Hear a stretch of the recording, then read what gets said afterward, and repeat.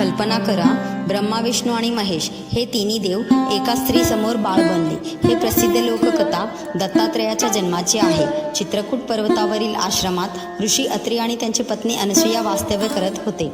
माता अनसूयेचं पातिव्रत्य इतका प्रचंड होता की तिची कीर्ती त्रिलोकात पसरली होती. एकदा नारद देवलोकात अनसूयेच्या पातिव्रत्याची स्तुती करू लागले. हे ऐकून देवी सरस्वती, लक्ष्मी आणि पार्वती यांच्या मनात प्रश्न निर्माण झाला, आमच्यापेक्षाही कुणी श्रेष्ठ असू शकतं? त्यांनी ब्रह्मा, विष्णू आणि महेश यांना अनसूयेची परीक्षा घेण्यास पाठवलं. त्रिमूर्ती साधूंचा वेश धारण करून अत्री ऋषींच्या आश्रमात आले.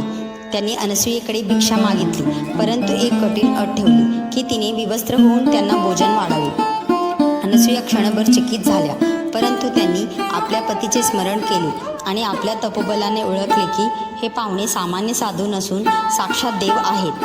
त्यांनी मनोमन प्रार्थना केली आणि आपल्या हातातील जल त्रिदेवांवर शिंपडले. त्या जलाच्या स्पर्शाने तिन्ही देव लहान बालकांमध्ये रूपांतरित झाले आणि अनसूयेने मातेच्या प्रेमाने त्या बालकांना भोजन दिले व पाळण्यात निजवले. बराच वेळ झाला तरी त्रिमूर्ती परत न आल्याने देवी सरस्वती, लक्ष्मी आणि पार्वती चिंतेत पडल्या.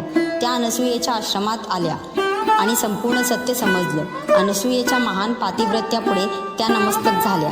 माता अनसूयेने त्रिमूर्तींना पुन्हा मूळ रूप दिलं. तेव्हा प्रसन्न होऊन त्रिमूर्ती म्हणाल्या, हे अनसूये, आम्ही तिघेही तुझ्या पुत्ररूपाने जन्म घेऊ. आणि त्या दिव्य वरदानातून जन्म झाला त्रिगुणात्मक प्रेममूर्ती जगद्गुरू दत्तात्रेय यांचा. श्री गुरुदेव दत्त.